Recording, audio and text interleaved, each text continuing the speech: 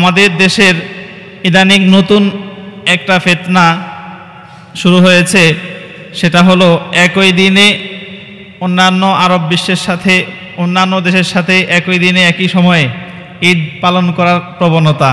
প্রশ্ন, এরকম কথা আগের তুলনায় এখন একটু বেশি হচ্ছে, ঠিক না?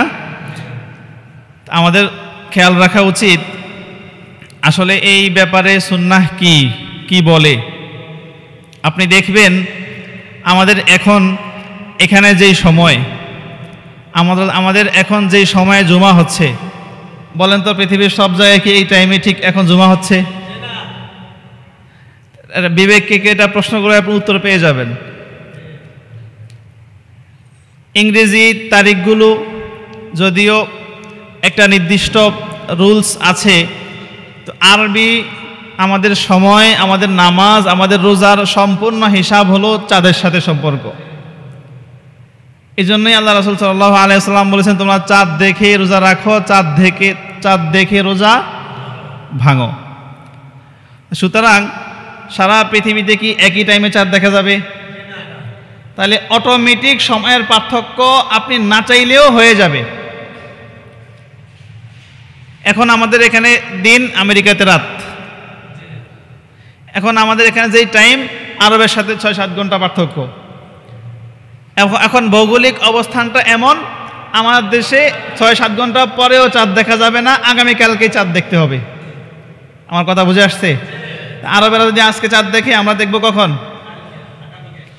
এখন চাঁদের সাথে সম্পর্ক আমাদেরকে ওই দিকে খেয়াল রাখতে হবে, 1 নম্বর কথা। 2 নম্বর কথা হলো ভৌগোলিক কারণে সবাই এট আ টাইম চাঁদ দেখবেও না, টাইমও সবার এই সময় জোহরের টাইম না। কি বলেন, কথা বুঝে আসছে? সুতরাং আমরা সারা বিশ্বে এট আ টাইম পালন করব, এটা শুধুই খামখেয়ালি বোকা কথা ছাড়া আর কিছুই না। আচ্ছা, এটা হলো আমরা ভৌগোলিকভাবে, বৈজ্ঞানিকভাবে বা যৌক্তিকভাবে বললাম।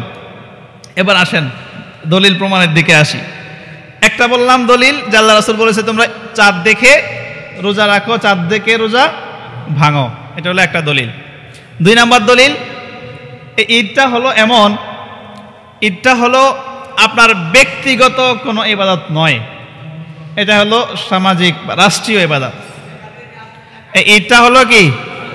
রাষ্ট্রীয় ইবাদত।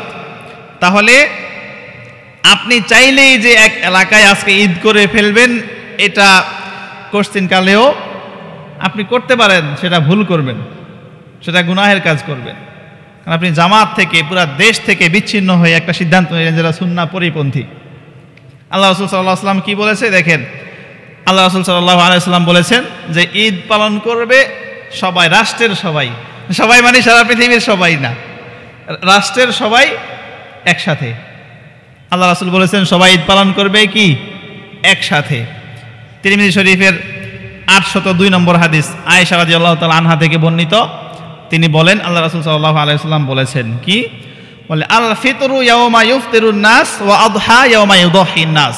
আল্লাহ রাসূল বলে, সব মানুষেরা যেদিন রোজা ভাঙবে, ঈদুল ফিতর পালন করবে, ওই দিনই হলো ঈদুল ফিতরের দিন।